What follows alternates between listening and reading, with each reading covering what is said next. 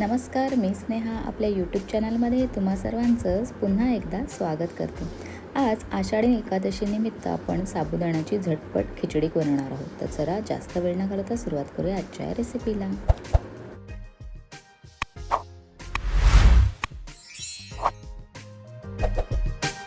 रात्रीच मी साबुदाणे भिजत घातलेले होते आणि आता ते आपण भिजलेले आहेत छान।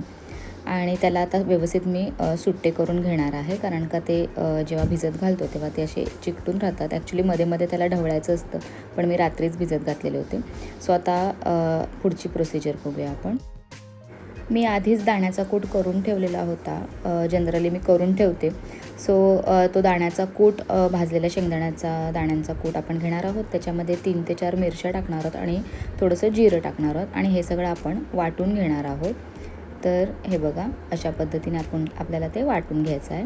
आता हे जे आहे वाटलेलं आपण दाण्याचा कूट आणि मिरची वगैरे, ते आपण साबुदाण्यामध्ये एकदम व्यवस्थित मिक्स करून घ्यायचं आहे। सो आधीच आपल्याला मिक्स करून घ्यायचं आहे ते। तर आता हे सगळा दाण्याचा कूट मी साबुदाण्याला व्यवस्थित मिक्स करून घेते।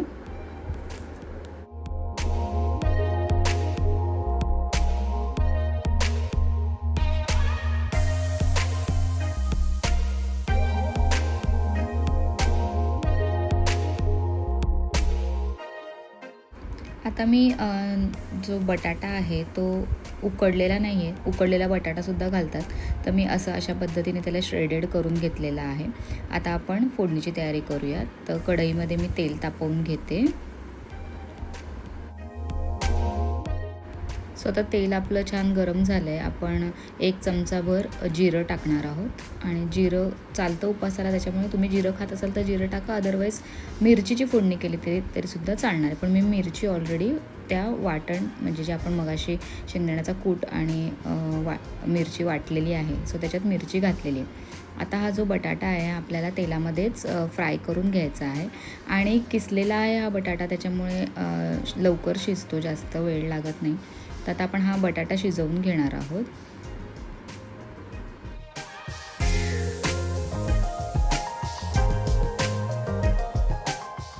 आता आपला बटाटा थोडासा फ्राय झाला की त्यात आपण लाल मिरची पावडर टाकणार आहोत, त्याने थोडासा छान लाल कलर येतो। आता हे व्यवस्थित आपण जो मसाला आहे तो, जी लाल मिरची पावडर आहे, प्लेन लाल मिरची पावडर, ती आपण मिक्स करून घेऊया। आणि आता आपलं जे साबुदाणा होता तो आपण घालून घेणार आहोत आणि साबुदाणा आणि हा जो बटाटा आहे तो एकत्रित शिजून जातो। सो आता आपण साबुदाणा घालून घेऊयात।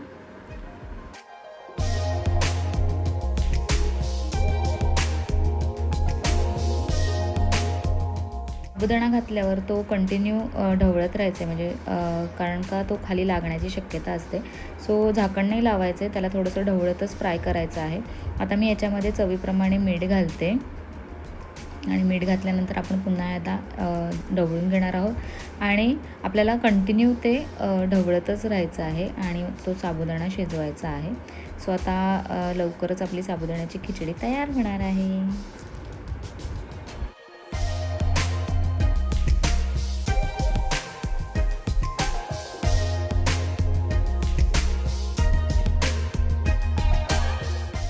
मस्त गरमागरम साबुदाण्याची खिचडी तयार झालेली आहे। तर मी आता ही प्लेटमध्ये काढून घेते आणि ह्याच्यावर तुम्हाला पाहिजे तर तुम्ही ओलं खोबरं घालू शकता, किसलेलं ओलं खोबरं छान लागतं याच्यासोबत। मी आता सध्या याच्यावरती मस्तपैकी लिंबू पिळणार आहे। सो लिंबू पिळूयात आणि मस्त मी हे मिरचीसोबत खाणार आहे।